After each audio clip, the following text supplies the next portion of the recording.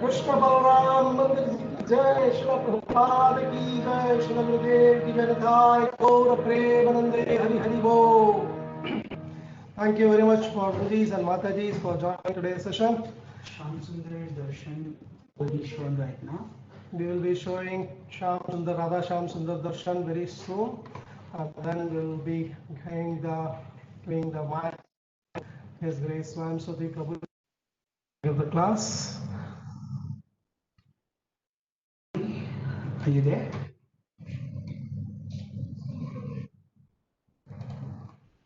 Hare Krishna. Hare Krishna.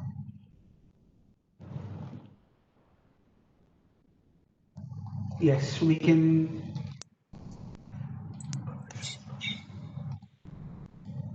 Yes, we're able to see. Can you show darshan again?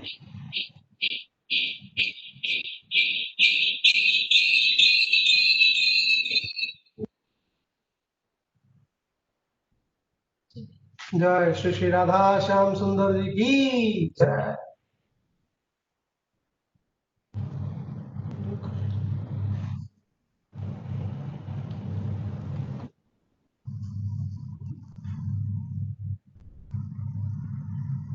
Narasimha भगवान जी की जय. जय.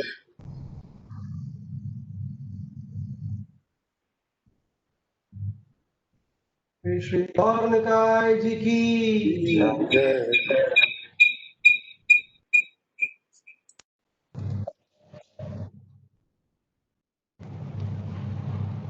श्री पंचतत्व की जय।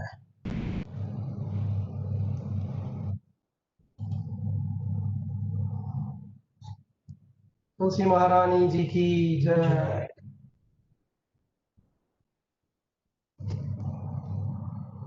छठ गोस्वामी जी की जय। गुरु परंपरा की जय। श्री गुरुदेव की जय।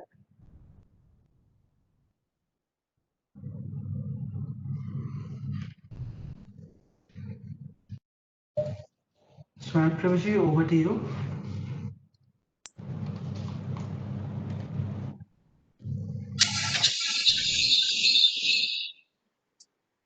Hello, Hare Krishna.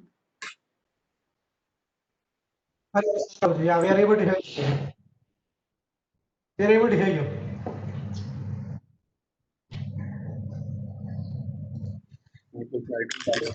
Yeah, Yes, Prabhuji, we can hear you.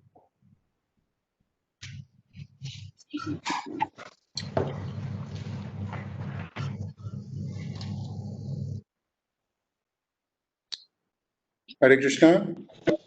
Hare Krishna, loud and clear, Prabhuji. Prabhuji, we can hear you.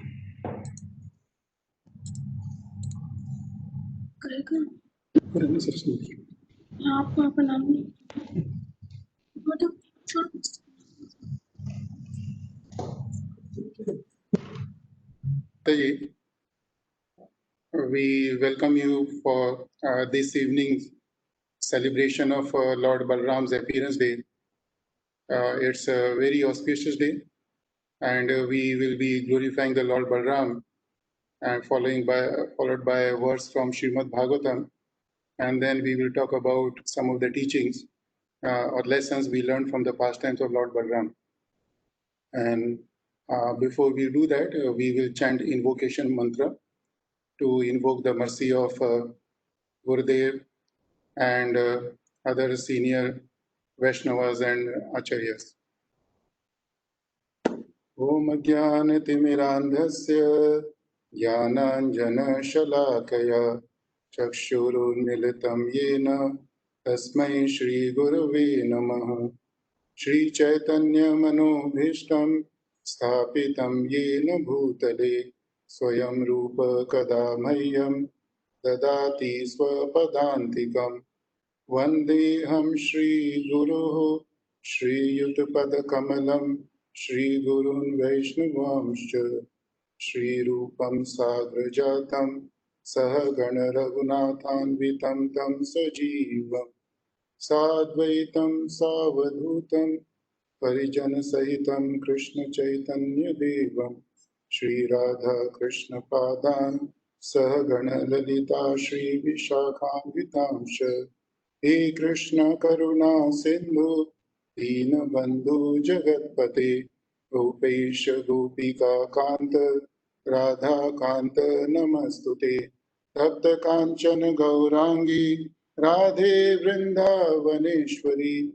Vrishabhanusute Devi Pranamami Haripriye Vanchakalpatarubhyascha Kripa Sindhubhya eva cha Patitanam Pavanebhyo Vaishnavebhyo Namo Namo.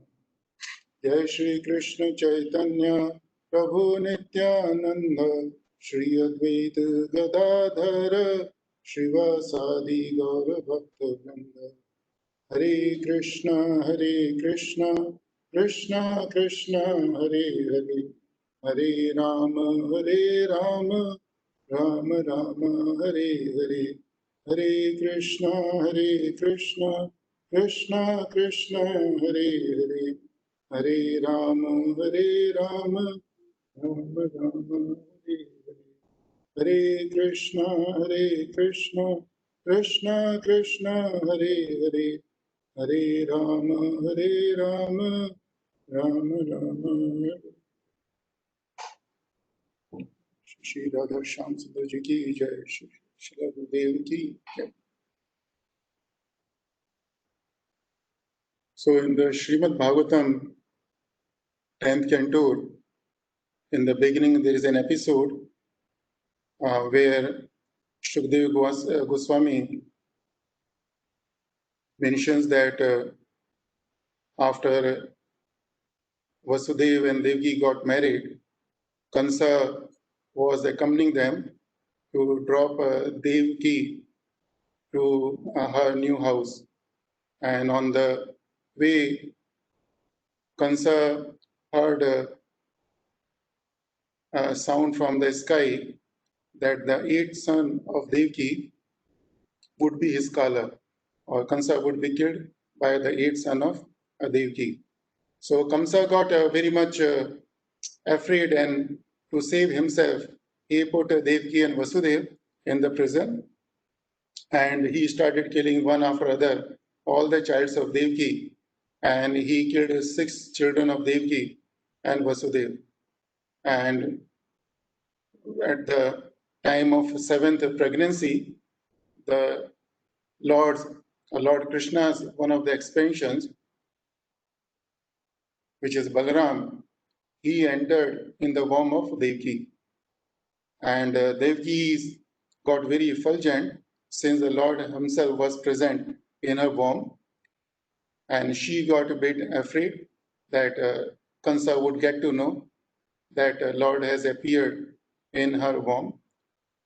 And she was worried, and she at the same time she was lamenting also.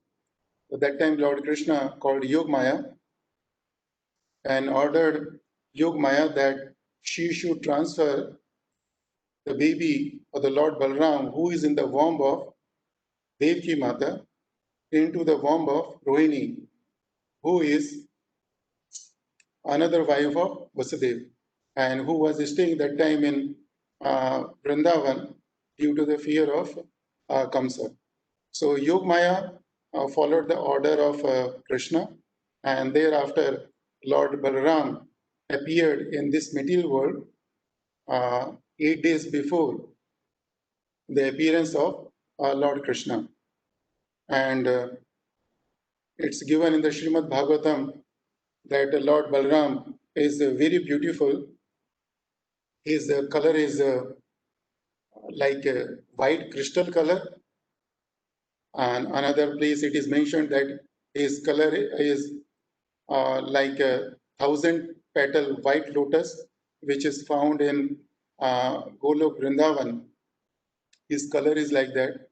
He wears blue garments because Krishna's color is blue. So in order to please Krishna, or in order to remember him, he always wears blue garments. He wears very big earrings which touches his shoulder. His hairs also touch his shoulder. His arms are very long, which touch almost the thighs. And he puts Kasturi Tilak on his forehead. And it is said in the Srimad Bhagavatam that his beauty is much, much more than the beauty of millions of moons. So he is very beautiful in terms of the form, and in terms of the pastimes. In the Srimad Bhagavatam, there are a lot of pastimes where Krishna has killed a lot of demons and asura. So although Lord Balaram always accompanied Krishna, but all the times although he was the elder brother of Krishna in this Leela, but he did not want to take any credit, any glorification for killing any demon or asura. All the time, he just followed Krishna as if he wanted to protect Lord Krishna as his elder brother. But there are a couple of places where Lord Balaram took the lead and he killed a couple of asuras. And one asura is a Dhenukasura, who used to live in Talavan in the form of an S along with his friends. And Talavan one was filled with very juicy fruits and very fragrant flowers. And once Gwalbals requested Krishna that they, they should be allowed to go to Talavan, but they cannot go to Talavan because it is inhabited by a demon in the form of S. And that time Balaram, he entered in Talavan, he started shaking the trees, and Dhenuka demon got to know that somebody has entered into Talavan. He got angry, and Lord Balaram caught his hooves and whirled him in the air and threw him in one of the palm trees, and that's how he died. And after that, his all friends were also killed by Lord Balaram. This is one of the pastime where he killed Dhenukasura, and another pastime he killed Pralambasura, who entered in the group of Krishna's friends in the form of as a cowherd boy. Krishna could recognize that he has changed his form and has entered in the midst of his friends. And then Krishna set up a game where the party who loses will carry the winner party on the shoulder. And due to the will of Krishna, Dhenuka, he lost the game. Sorry, Pralambasura, he lost the game and he had to carry Balaram on his shoulder. And as soon as he got Balaram on the shoulder, he started running very swiftly to another place so that he can kill Lord Balaram. But Lord Balaram started increasing his weight, and at one point, Pralambasura could not tolerate the weight of Balaram, and then soon he left his body. So these are the couple of pastimes where Balaram killed a couple of asuras, and the way Lord Krishna is famous for using Sudarshana Chakra to perform his pastimes to protect his devotees. Similarly, Lord Balaram is famous for carrying hala. He's known as Haldhara also, and he carries that plow, and he used that plow to perform various pastimes. And in one of the pastimes, it is mentioned that once Samba, who was the son of Jambavati and Krishna, was chosen by Lakshmana, who is the daughter of Duryodhana, as her husband. But Duryodhana did not like, because he had animosity against Krishna. So he did not let Jambavati and Samba leave Hastinapur. And Krishna was very much upset. Pandavas were very much upset. Then Balramji, he intervened. He said, "Don't worry, I will settle the matter." But still, Duryodhana was very much adamant, and he won't let Samba and Lakshmana go out of Hastinapur. And at that time, Lord Balaram also got very angry, and he started pulling the whole Hastinapur with his plow to the Jamna river, with an intent that he would drown the whole Hastinapur in the Yamuna. And that time Duryodhana got worried, and he let Samba and Lakshmana go out of the Hastinapur. And in the another pastime, Lord Balaram wanted to do Jal Krida in Yamuna Devi, in Yamuna river, but somehow Yamuna Devi was not manifesting herself. And although Lord requested, but still she did not appear. And that time also, Lord Balarama started pulling Yamuna Devi to the ocean with an intent to drown Yamuna Devi into the ocean. And that time, due to the fear, Yamuna Devi manifested, and Lord Balaram performed his Jal Krida along with his other friends. And there is another interesting pastime where there was a king Revat in Satyuga, and he had a very, very, very beautiful and very beautiful and Shilvati, the girl who was full of all the good qualities, and he wanted to find a suitable husband for her, and he couldn't find anybody here on the earthly planet, and he approached Brahmaji. And Brahmaji was busy that time, and he had to wait to have the audience of Brahmaji. But by the time he got a chance to see Brahmaji, he realized that Satyuga has passed, Treta Yuga has passed, Dwapar Yuga was about to be finished. And when he made his appeal to Brahmaji, Brahmaji said, in this earth, that point of time, he said, there is nobody who is able or who is qualified to marry your daughter except Lord Balaram, who is more qualified than your daughter's qualities and abilities. So you should go and request Lord Balaram to marry your daughter. So King Revat followed the advice of Brahmaji. He came down to the earth and begged Lord Balaram to marry his daughter. And Lord Balaram, due to his mercy, agreed.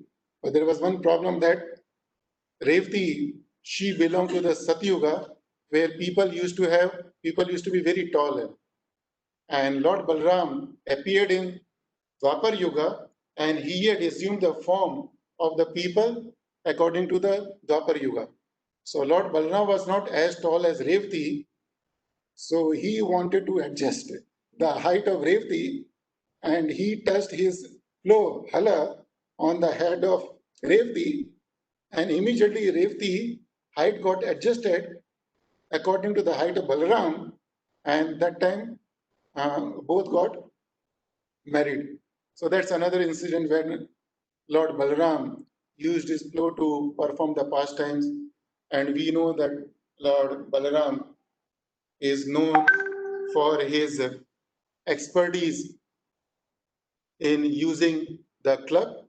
He was the guru of Duryodhana and Bhima, and he taught both of them the art of fighting with the club.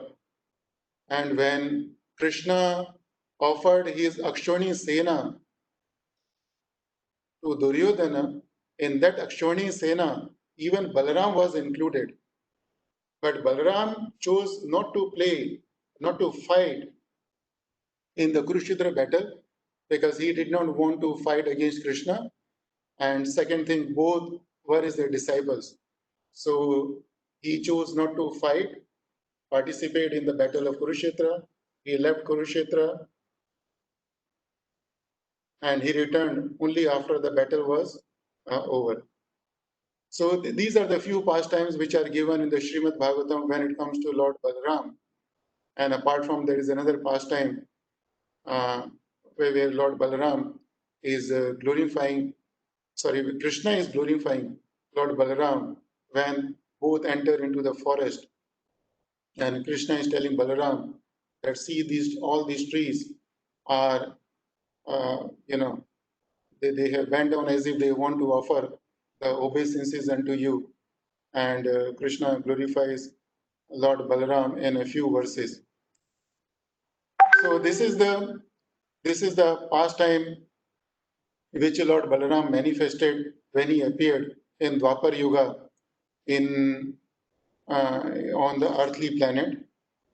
And in another yuga, in Treta Yuga, the same Lord Balaram appeared as a younger brother of Lord Rama. The same Lord Balaram appeared as elder brother of Chaitanya Mahaprabhu, known as Nityanand Prabhu, when Chaitanya Mahaprabhu appeared on this earth about 530 years ago. And in the Chaitanya Charitamrita, Krishnadas Kaviraj Goswami gives a very beautiful narration of Lord Balaram's appearance in various forms. He has described these various forms of Lord Balaram in chapter 5 of Adi Lila, and the way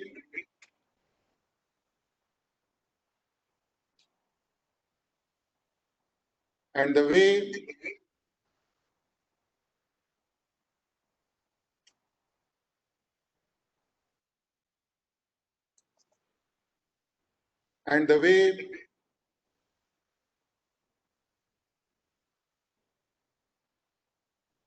Hare Krishna, Prabhujis and Matajis, can I request the devotees to mute their mic?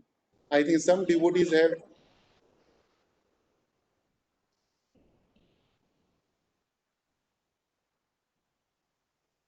So the way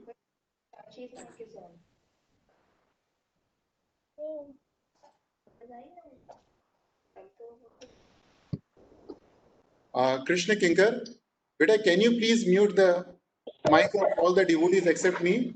Done, Prabhuji. Please, others, please don't unmute your mic. Please be mindful, Haribol. So the way Krishnadas Kaviraj Goswami has described the appearance of Lord Balaram with a lot of enthusiasm in Chaitanya Charitamrita, with the same enthusiasm, Srila Prabhupada has also given very nice purpose.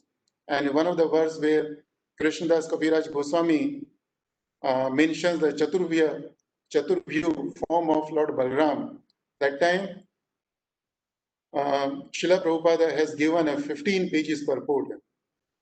And in Madhya Lila, even Lord Chaitanya Mahaprabhu himself has described the appearance of Lord Balaram, and some of the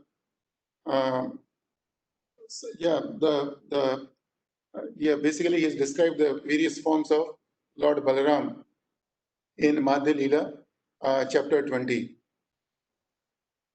In Adi Lila, chapter 5, it is mentioned that the Lord Krishna is the cause of all causes. He is a cause of spiritual manifestation as well as material manifestation. But he himself doesn't do anything to manifest the spiritual world as well as material world. If the president of UAE wants to create a palace or get a palace for himself, he won't do anything himself. Similarly, if he wants to build a city, build a prison house, he won't do anything himself. Rather, he would call his close by associates, he would call his servants, he would engage so many other people. He won't do anything.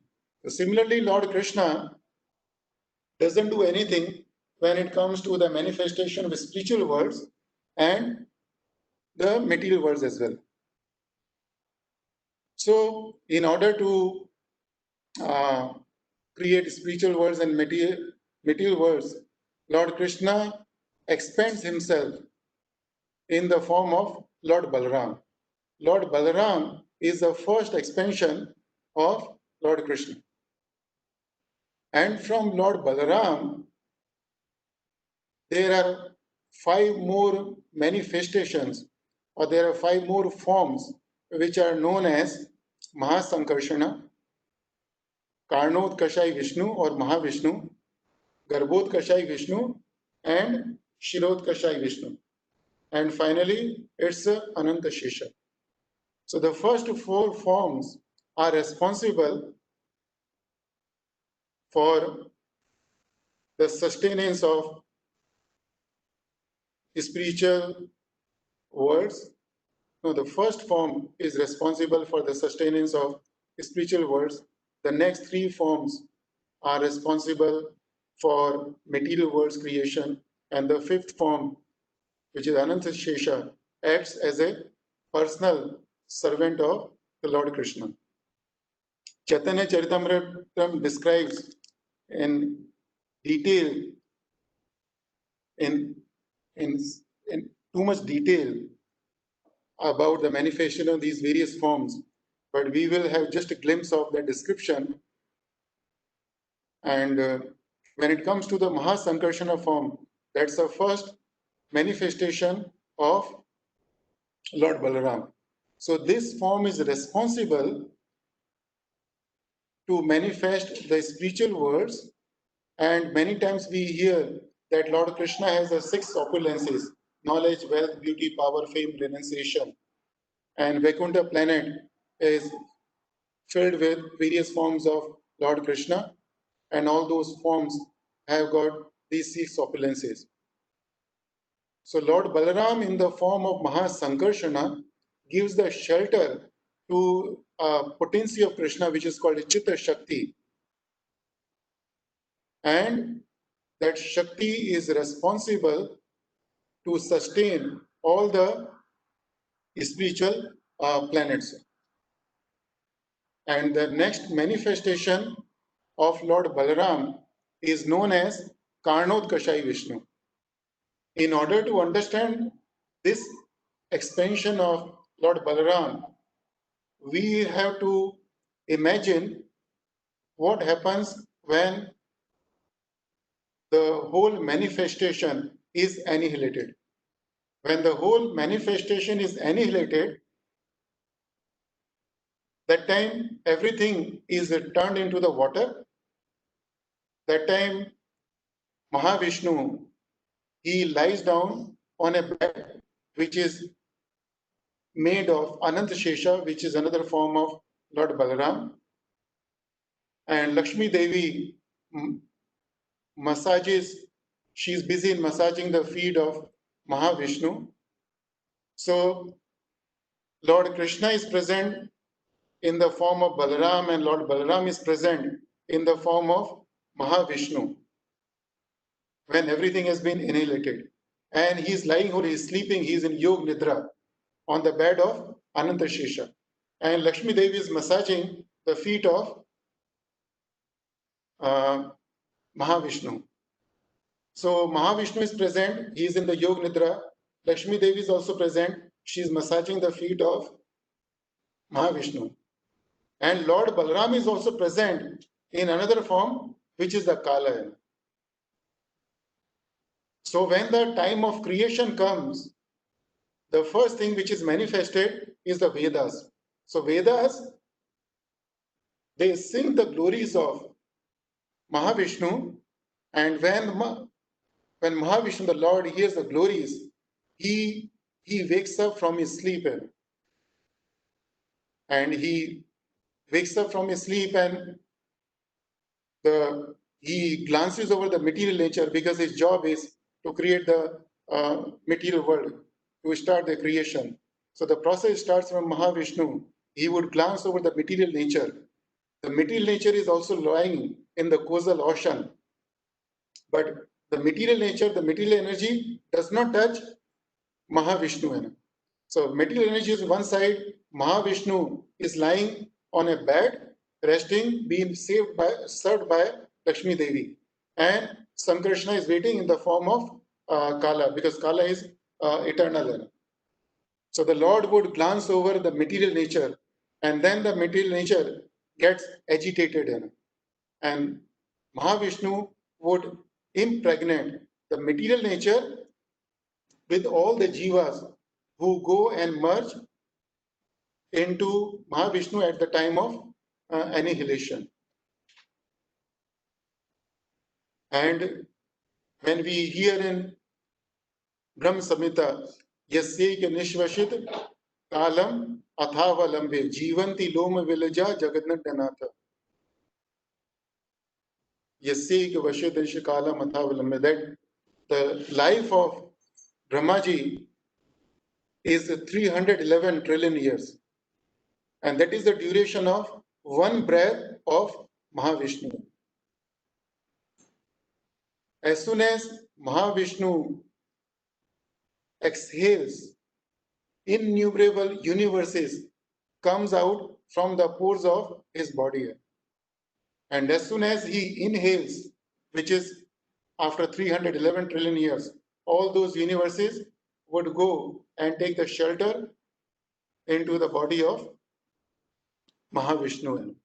So this is the function of Mahavishnu, that he impregnates the material nature with all the jivas and manifest the universes.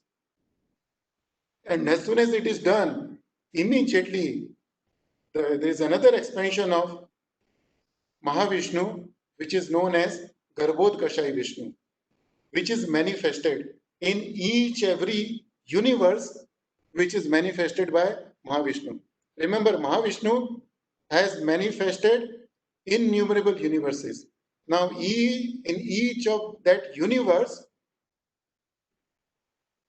the expansion of Lord Balaram in the form of Mahavishnu would enter as a Garbhodkashai Vishnu.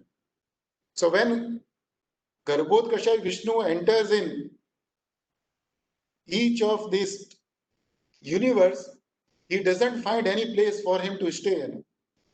So while he's wondering what to do, he starts sweating. And he sweats so much that each universe where he is in gets filled in with his sweat. Half of the universe gets filled with the water then. So Lord Vishnu makes a bed for himself, and the bed is again none other than Anantshesha. So Lord Vishnu will go and rest on that bed, and that time even Lakshmi ji is also with the Lord Vishnu. So Lakshmi ji get engaged in her service and massaging the feet of Vishnu. That's a Garbhodkashai Vishnu. And from that Garbhodkashai Vishnu, Lord Brahma is manifested.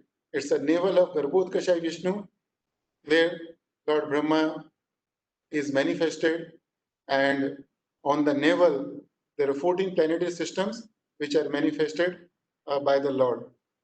And many times we hear about the universal form of Lord. So that universal form is a manifestation of the Garbhodkashai Vishnu. So now in each universe, Garbhodkashai Vishnu is there, Brahmaji is there, the 14 planetary systems are there. But still the creation is not complete. Still the jivas have to be manifested.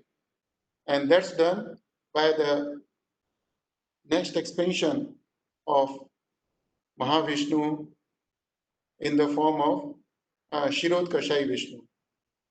So the Shirodkashai Vishnu would enter into the heart of each and every living entity as a Paramatma. And due to that Paramatma, each and every living entity gets alive or gets the impetus to act or gets activated. And this manifestation of Vishnu lies on the ocean of milk, and that's why it is called Shirodkashai Vishnu, or it's called the Shweta Dvipa. There are two Shweta Dvipa. One Shweta Dvipa we see here in the pastimes of Lord Shirodkashai Vishnu. There is another Shweta Dvipa in the Golok Dham, or sometimes Golok Dham is also called Shweta Dvipa. Both are different. Many times we hear in the Bhagavatam that the demigods approach Lord to seek his help. The demigods approach Lord to manifest himself to kill the demons. And at that time we hear that the demigods reaches the Shweta Dvipa. So this is the Shweta Dvipa, which is where they reach and they pray to the Lord. But the demigods are not able to see Shirodkashai Vishnu. They can simply hear his voice, but they reach up to the Shir Sagar and they offer the prayers, and the Lord responds to their prayers. So we know now Mahasankarshana, Mahasankarshana, the first manifestation of Lord Balaram, which is the cause of sustenance of all the spiritual planets and the manifestation of the six opulences. Now the next three manifestations are Mahavishnu or the Karnotkashai Vishnu, which is a collection of innumerable universes. From there, we get Garbhotkashai Vishnu, and then we get Shirotkashai Vishnu. And another manifestation of Lord Balaram is Ananta Shesha, and it is given in Chaitanya Charitamrita. The very first thing which is mentioned about this particular form of Ananta Shesha is that this form of Lord Balaram does not know anything except serving the Lord. And this form of Ananta Shesha, this form of Lord Balaram has been trying to glorify the Lord since time immemorial with all his hoods, but still the glorification has not been completed. This particular form of Lord Balaram acts as a personal servant of Lord Krishna, and this particular form of Lord Balaram becomes Lord's umbrella. This form of Lord Balaram becomes Lord Krishna's sleepers, becomes Krishna's bed, Krishna's mattresses, Krishna's pillows, Krishna's clothes, Krishna's chairs, Krishna's house, Krishna's thread. Anything we can think of which is used by Krishna for his pleasure, that is manifested by Ananta Shesha, which is the expansion of Lord Balaram. So, from the Chaitanya Charitamrita, we learn that Lord Balaram has got is responsible for the creation, sustenance, and the destruction of all the worlds in it. And it is also mentioned that there is no difference between Krishna and Balaram. They have the same power, same strength, same beauty, except that Lord Krishna shows certain pastimes which Lord Balaram doesn't show, and both the colors of both the personalities are different. Otherwise, both are same.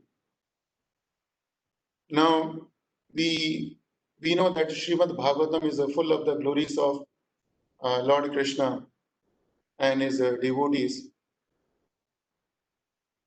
And there are several places where Lord Krishna has been glorified in various prayers.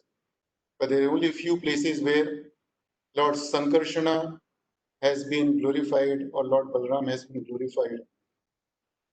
Because Balaramji or Sankarshana doesn't want any of his glorification. But there are a few places where there are glorifications of Balaramji, glorification of Sankarshana. And one of the places, the sixth canto of Srimad Bhagavatam, where we know that Chitraketu Maharaj, he met Angira and Narad Muni, and both advised him to chant a mantra which had been chanted by Lord Shiva to please Lord Sankarshana. And Chitraketu Maharaj, he chanted that mantra for 1 week without having any food, and he survived just on the water. And after he chanted that mantra for 1 week, he was relieved from all his mental distress, and he was able to have the audience of Lord Krishna in the form of Lord Anantadeva. And as soon as Chitraketu Maharaj had an audience or darshan of the Lord, he got he got into the trance, and he got in the transcendental ecstasy. His throat and voice got choked up. He was not able to glorify the Lord. But soon, by Lord's mercy, he recollected himself and he started glorifying the Lord. And Lord means we should remember that he is glorifying Lord Krishna, who appeared in the form of Sankarshana. And it's a very beautiful prayer, very beautiful verses. And we will take the very first verse, which is spoken by Chitraketu Maharaj in the glorification of the Lord. And we will have a discussion on some of the points what Prabhupada has mentioned in the purport. So this is Cantor 6, chapter 16, text 34. Chitraketu vacha ajita jitah samamatibihi sadhubhir bhavan jitatmabhir bhavata vijitastepi cha bhajatam akamatmananya atmado ati karuna. Chitraketu Vacha, King Chitraketu said, Ajita, O my unconquerable Lord, Jitaha conquered, Samamati bihi by persons who have conquered the mind, Sadhu bihi the devotees, Bhavan your lordship, Jita Atma bihi who have completely controlled the senses, Bhavata by you, Vijitaha conquered, they, api also, cha and, bhajatam to those who always engage in your service, akama atmanam with no motives for material profit, yah who, atmadah giving yourself, ati karunah extremely merciful. Translation and purport by His Divine Grace, A.C. Bhakti Vedanta Swami Srila Prabhupada, Jai Srila. Translation, Chitraketu said, O unconquerable Lord, although you cannot be conquered by anyone, you are certainly conquered by devotees who have control of the mind and senses. They can keep you under their control because you are causelessly merciful to devotees who desire no material profit from you. Indeed, you give yourself to them, and because of this, you also have full control over your devotees.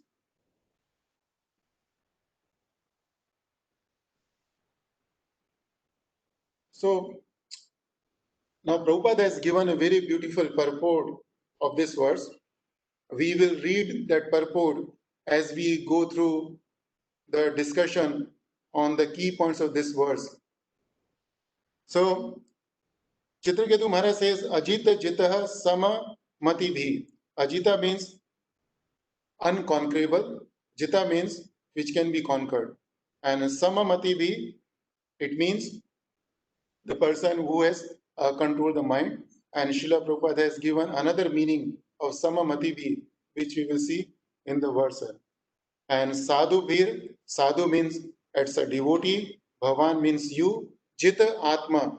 Jita means again conquering, Atma means it's a mind. No, here it's Atma means the senses, and Bhavata means you. Vijita, now there is a word called Jita. Vijita means Jita means conquered. Vijita means fully conquered, completely conquered. And Te means you, Api means certainly, Bhajata means a devotion service, Akama means without any desire, and Atma means Krishna, Da means gives himself, and Ati Karunaha, due to extreme mercy. So these are the meanings of the words in this verse. So the first principle Chitraketu Maharaj gives in this verse, it says Ajita. Chitraketu Maharaj says, Lord is unconquerable. We know whenever Lord Krishna appears, he performs a number of pastimes. And we know that in all those pastimes, wherever it came to fight with the demons, fight with the asuras and all, Lord was always unconquerable. Lord Krishna cannot be conquered when it comes to the power. He cannot be conquered when it comes to the beauty. He cannot be conquered when it comes to the opulence, knowledge, renunciation, anything cannot be conquered. And when we see the pastime of Mahasankarshana, that just one expansion of Krishna manifests all the spiritual words. And the expansion of that expansion is so powerful that one breath lasts for 311 trillion years. So we can imagine who can conquer such Lord. So this is the fact, the Lord cannot be conquered. But at the same time, Chitraketu Maharaj says, Jita, that although the Lord is unconquerable, but still he can be conquered. So now the question arises, how he can be conquered. And Chitraketu Maharaj says, Sadhu, the Lord can be conquered by a sadhu. Now, who is a sadhu? Generally, we think the devotees are sadhus, right? Or many times we use sadhu and the devotee of bhakta as a, as a equivalent. But the devotee, even if you chant one round, you can be devotee, or you chant 100 rounds, you can be devotee, right? But sadhu has to have certain qualities. In the Srimad Bhagavatam, 3rd canto, when Lord Kapila Deva speaks, he gives the qualities of a sadhu. He says, Titikshava Karunikaha. Titikshava Karunikaha. Suhridam Sarvadehinam. Ajat Shatravaha Shanta. Sadhava Sadhu Bhushanate. Sadhu Bhushana. What are the ornaments of a sadhu? He names a few ornaments and a few key ornaments of a sadhu, or the qualities of a person who can be called a sadhu. And the first quality is the titikshava, the person should be tolerant and right, karunika, full of the mercy, suhridam sarvdehinam, that he should be friendly to all the living entities. Ajata Shatrava, he should not have any enemy. And Shanta, he should be very peaceful. So these are the qualities of a sadhu, which has been enumerated by Lord Kapila Dev. So when Chitraketu Maharaj mentions about the sadhu, we should think that he's talking about sadhu. We should think that we are on that platform of sadhu.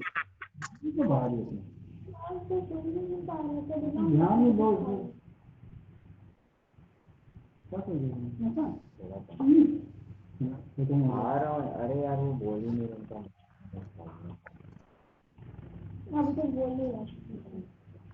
Hare Krishna. Hare Krishna. Can you mute yourself? Hare Krishna. Satyapriya Mataji, can you mute yourself, please?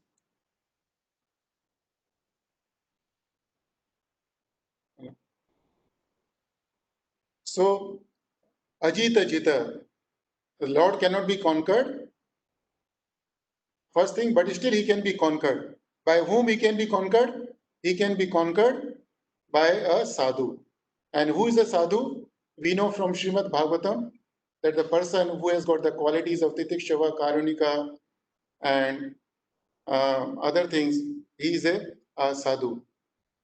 But one of the important quality which is mentioned in this verse is Sama Mati Bihi. That the sadhu does not get agitated under any circumstances. Srila Prabhupada mentions in the purport very beautifully the purport. It's a second paragraph. Srila Prabhupada says that pure devotees are described as samamati. Pure devotees are described as samamati. This means the another name of a Shuddha Bhakta or pure devotee is a samamati. And what is the meaning of samamati? Samamati means that they never deviate from devotion service under any circumstances. So, who is a sadhu? Not only the person who has got those 5 qualities given by Kapil Dev. In addition to those qualities, one of the qualities which is mentioned here is that the sadhu should be samamati bhi. Samamati bhi means he does not deviate from devotion service under any circumstances. It is not that devotees worship the Supreme Lord only when happy. They worship Him even when in distress. Happiness and distress do not hamper the process of devotional service. Once, um, once an audience challenged Srila Prabhupada in the lecture that how can you say that Arjuna is a pure devotee of the Lord? The gentleman said that Arjuna heard complete Bhagavad Gita, and even after hearing full Bhagavad Gita, he was lamenting when his son Abhimanyu died. Lord Krishna repeatedly said in Bhagavad Gita, listen to me, listen to me, listen to me. But he did not listen to Krishna, because if he had listened to Krishna, then he would not have lamented upon the death of his son. And Srila Prabhupada replied very beautifully. He said, it's natural for everyone, even for a devotee, to lament when he loses his son. But the difference between a devotee and the non-devotee is that the devotee does not leave the Lord even after losing his son. He does not give up the devotion service even if he is faced with an adversity which is like losing a son.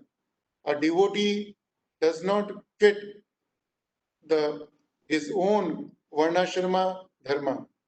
Srila Prabhupada said, even after hearing that he lost his son, Arjuna fought with much more vigor and power. And that's why Arjuna is a pure devotee. Not only Arjuna, Arjuna did not quit Krishna. Arjuna did not tell Krishna that, okay, you are with me. How come I lost my son? Kunti Maharani still tried to stop Krishna leaving Hastinapur when he wanted to leave. Yudhishthira Maharaj still accompanied Krishna when Krishna left for Dwarka in order to give protection to Krishna. So this is the sign of a pure devotee, or this is the sign of a person who is a samamati bihi. One of the meaning of samamati, the person who has controlled the mind. But what is the symptom of the person who has controlled the mind? As Prabhupada says, very first thing, that they never deviate from devotion service under any circumstances. It's not that devotees worship the Supreme Lord only when happy. They worship Him even when in distress. Happiness and distress do not hamper the process of devotion service. Therefore, Srimad Bhagavatam says that devotion service is ahaituki apratihata, unmotivated and uninterrupted. When a devotee offers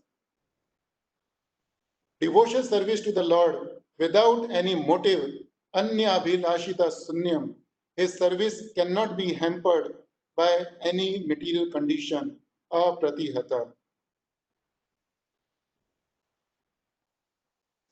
So here Prabhupada mentions that if we perform the devotion service without any motive, then he will continue to perform the devotion service. But if we perform the devotion service with any motive, then we cannot have uninterrupted devotion service, because we have unlimited desires and Lord cannot fulfill all our desires. And if we perform the devotion service with a motive to fulfill any desire, and if the desire is not fulfilled, then we start blaming the Lord that I worship you, I did so and so, but still, why this happened to me? Why this thing, this distress came to me? So and so thing. So Prabhupada says that his service cannot be hampered by any material condition. Thus, a devotee who offers service in all conditions of life can conquer the Supreme Personality of Godhead. Here we can understand one more thing from the first line when Chitraketu Maharaj says, Ajita Jitah Samamati Bihi. Here Chitraketu Maharaj is telling the Lord that, my Lord, I had the opportunity to conquer you, although you are unconquerable, but still I lost that opportunity because I was not Samamati Bihi. And we know this is the fact. Chitraketu Maharaj was full of anxiety. Why? Because he did not have any son.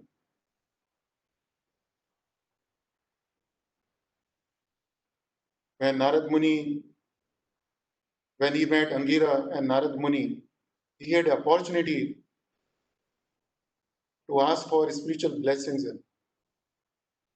And in one of the verses, I think Narad Muni or Angira Muni says, that we could have blessed you with a spiritual opulence. But Anya Abhiniveshata, but your mind was completely absorbed in other things. So you would not have heard us. So you lost that opportunity. So he was full of anxiety at one point of time. Why I don't have the son? Then he got the son. He was so much jubilant, right? He was so much happy that he donated 60 crore cows in charity to wish uh,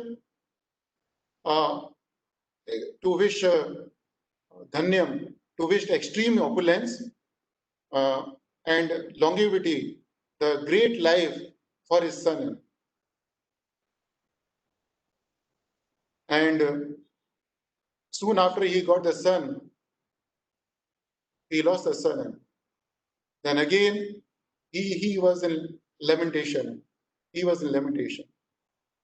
He was not able to maintain his mental equilibrium, right? He was moving. He was, he is sometimes in extreme distress, sometimes in extreme happiness, right?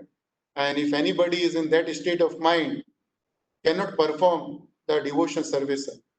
So he is regretting that he lost the opportunity to conquer the Lord, although he could have done it, and he's regretting that he was not able to be equal in every condition of material life. And when it comes to Mati, we know there is another verse in the Srimad Bhagavatam, and it is spoken by Bhishma Pitama Dev when he was on the bed of arrows and he started glorifying the Lord. The very first thing he says, Iti Matir Upakalpita Vitirshana Bhagavati Satvat Pungave Vibhumni.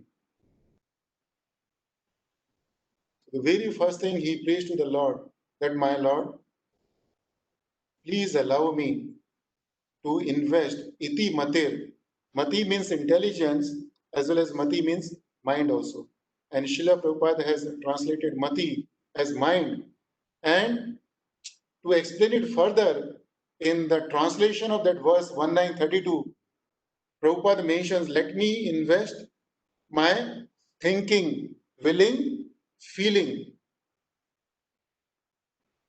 unto you. And thinking, willing, feeling, these are the activities of mind. And Srila Prabhupada mentions in that purport that since the mind is material, whenever the mind thinks about anything, whenever the mind has got any kind of willing or will for anything, or whenever the mind feels for anything, mind would always take us to the material object, because mind is material.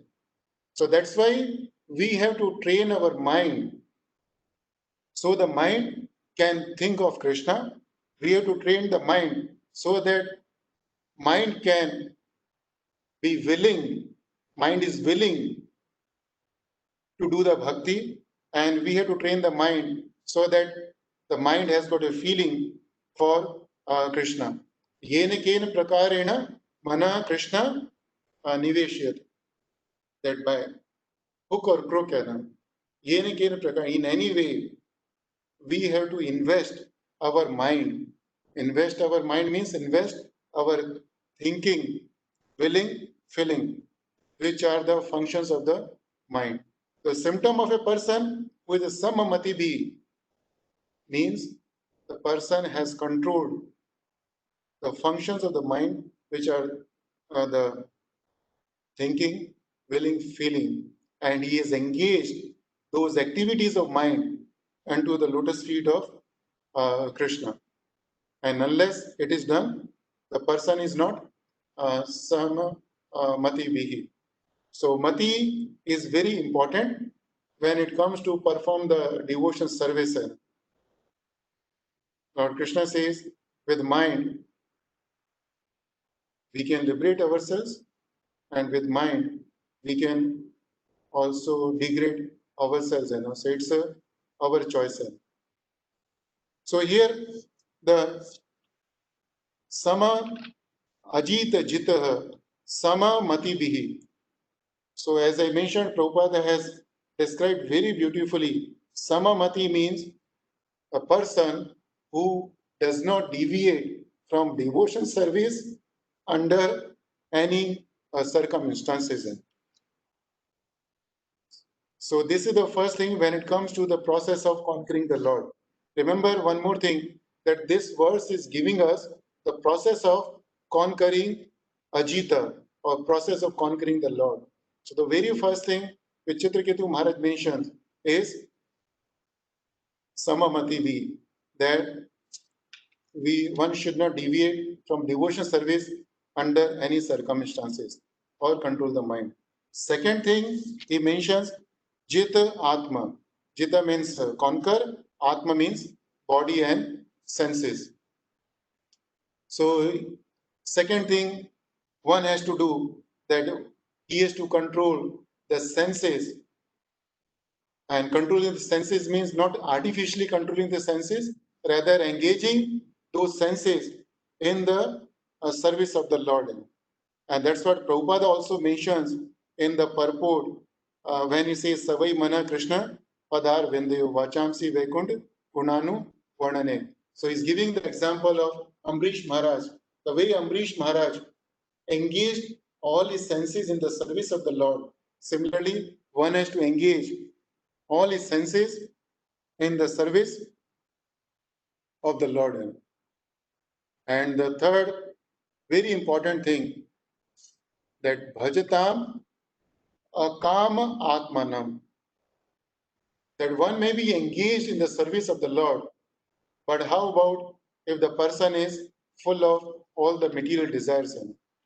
So Chitraketu Maharaj says, Bhajatam akama. Akama means free from material desires. And Srila Prabhupada mentions in the purport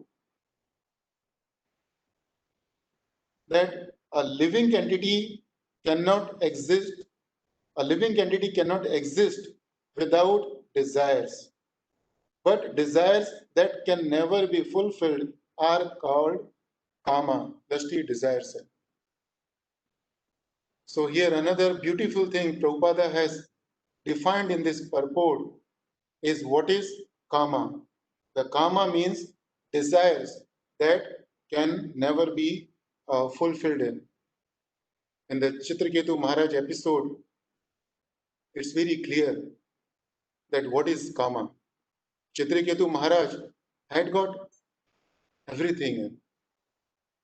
He was a very beautiful, very handsome young boy. He came from an aristocratic family. He had all kinds of opulences. He was highly educated. Then he got married. The first wife could not get him the son. But second marriage, second wife also could not get the son.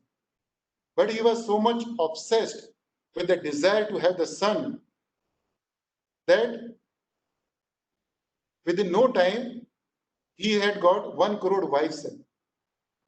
And even after having 1 crore wives, he did not have the son. But still, he wanted to have the son. This is the example. The desire can never be fulfilled. This is the karma, right? He should have thought that if he was destined to have a son, he could have got the son after having the first wife, second wife, third wife. No. He went on getting married, and he had 1 crore wives, and even that he could not get the son. And then Angira Muni said that you will have the son, but his name will be Harsha Shoka. He will be the cause of your happiness and distress. So that time also Angira Muni was warning him that although your desire can be fulfilled, but remember, this desire will give you the happiness, but soon it will give you the distress also. And Chitraketu Maharaj was so much obsessed to have the son that he compromised even on that warning also. He said, no worry, let me enjoy that happiness, even if that happiness lasts for some time. But he could not think of that his son would die immediately after the birth. And so the thing is that the hope that one day our desires will be fulfilled, right, is the cause of distress. Like Chitraketu Maharaj, how much time he spent in getting married with so many women, and how much efforts he made to have one son. So the hope that one day my desires will be fulfilled, that hope must be given up. And unless we give up the hope that all my desires will be fulfilled, we can never be happier. Many times we hear in the lectures, Prabhupada has said that we keep building up the desires which can never be fulfilled by our own strength. Then we try to get those desires fulfilled through other people or through our children. And that's a karma. And unless we give up that hope that my desires will be fulfilled, right, we can never be happier. We all can have some desires to some extent, but when we have excessive desires or when we become obsessed to fulfill our desires, then we get into trouble. In one of the purports of Srila Prabhupada in the 6th canto, this is 6940. Srila Prabhupada explains very nicely what is sakam devotees and what is akam devotees.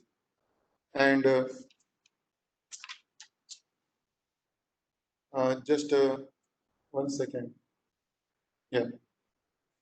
So this is the verse 6.9.40.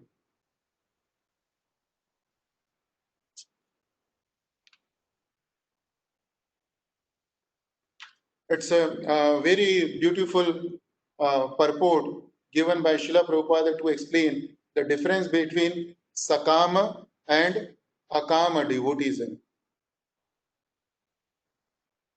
Prabhupada says the difference between sakama and akama devotees is that when sakam devotees, like the demigods, fall into difficulty, they approach the Supreme Personality of Godhead for relief, whereas akama devotees, even in the greatest danger, never disturb the Lord for material benefits. So here Prabhupada has mentioned that we should remember when we approach the Lord to get relief from the miseries, we are disturbing the Lord. And that's not the sign of a pure devotee. Although the Lord recognizes such person as a sukratino, as a good person, but that's not a pure devotee. And the Prabhupada says, even if an akama devotee is suffering, he thinks this is due to his past impious activities and agrees to suffer the consequences. And then Prabhupada repeats, he never disturbs the Lord.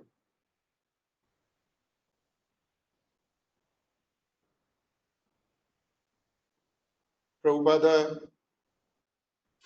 goes on and says, Sakama devotees immediately pray to the Lord as soon as they are in difficulty, but they are regarded as pious because they consider themselves fully dependent on the mercy of the Lord.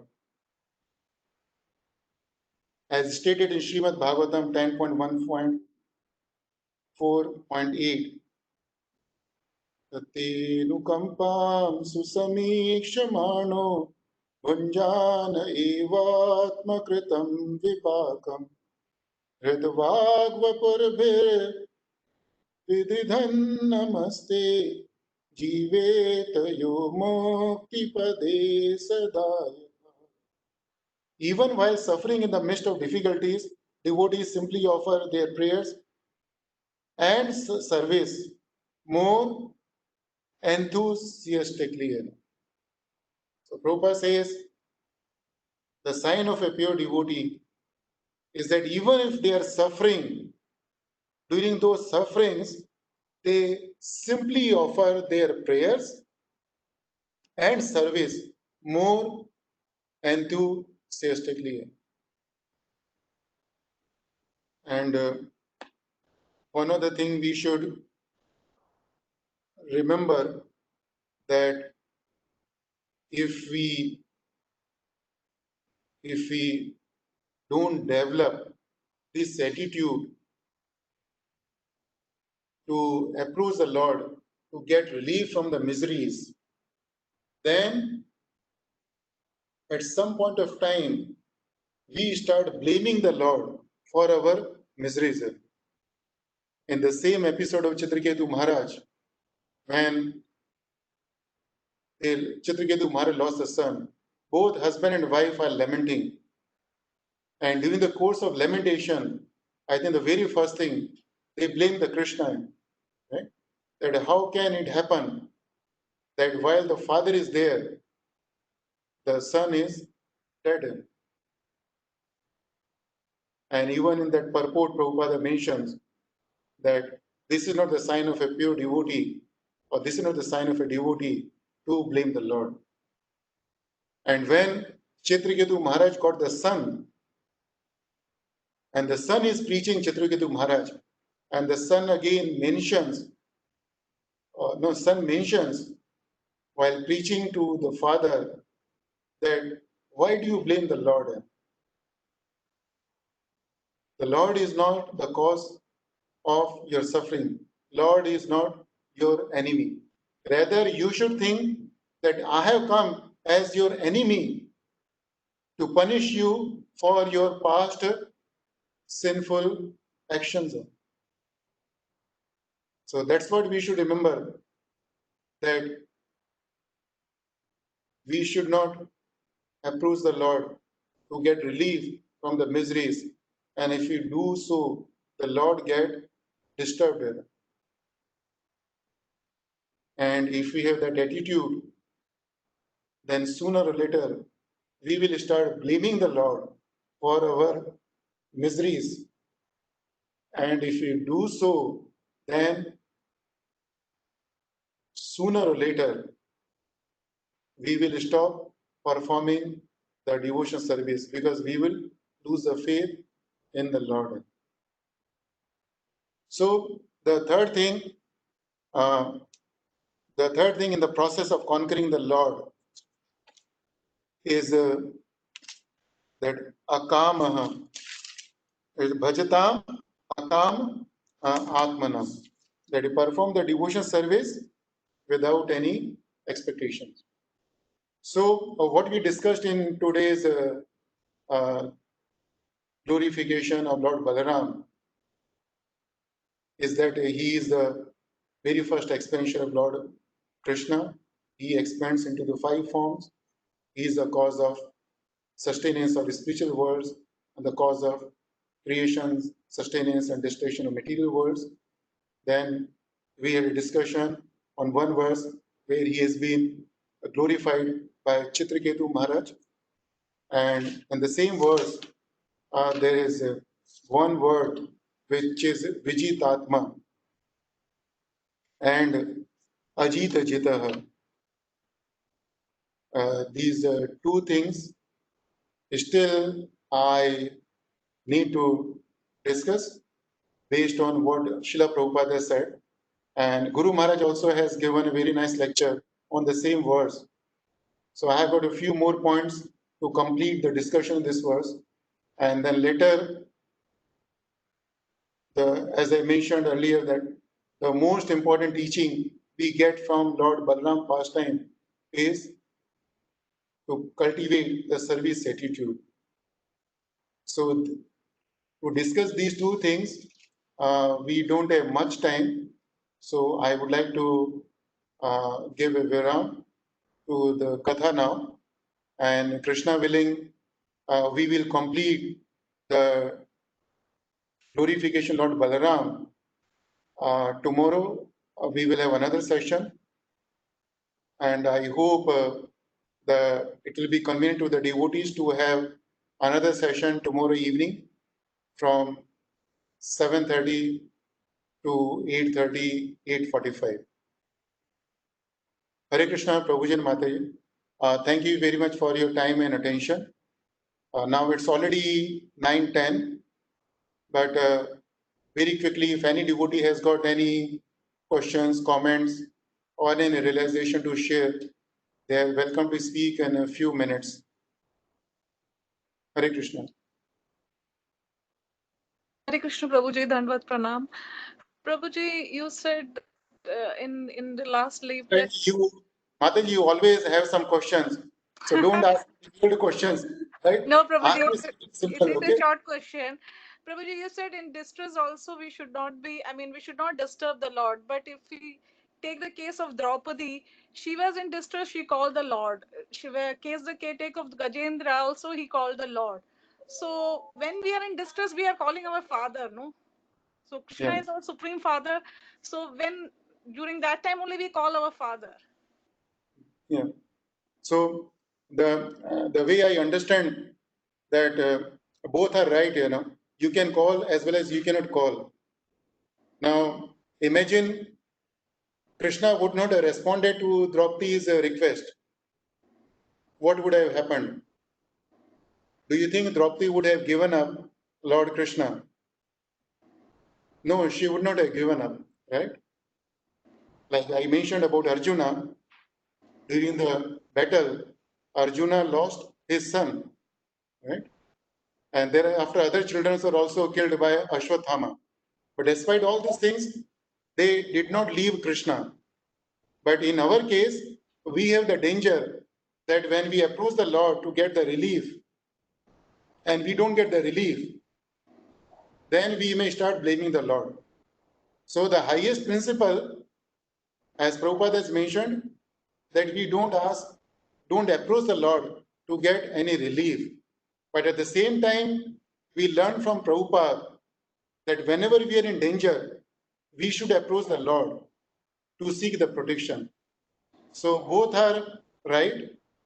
It all depends to what extent you are firm in your devotion service. And the Lord recognizes, even as Prabhupada mentioned in the purport, that when you are in distress, you approach the Lord to get the relief from the miseries. The Lord recognizes you because that shows that you have some dependency on the Lord. Okay, Mataji? Thank you, Prabhuji. Okay, Mataji, you can, I wish that you always stay without any distress, but still if you are in any such situation, approach the Lord. And as I mentioned some time back in one of the classes, that when we approach when we are in distress, we should approach the Lord, and we should chant the verse, the 4:20, 34, Tvan Maya Yadha Jan Isha Khandito, that we should tell the Lord that as the Father does everything for the Son according what is in the best interest of the Son, so similarly you do the thing what is best for me. Yatha Charit Bala Hitam Pita Swayam. So as soon as we chant Yatha Charit Bala Hitam Pita Swayam, you don't need to ask anything else. You don't need to ask anything. Right, Mataji? Yes, Prabhuji. Thank you, Prabhuji. Okay. Hare Krishna. Krishna.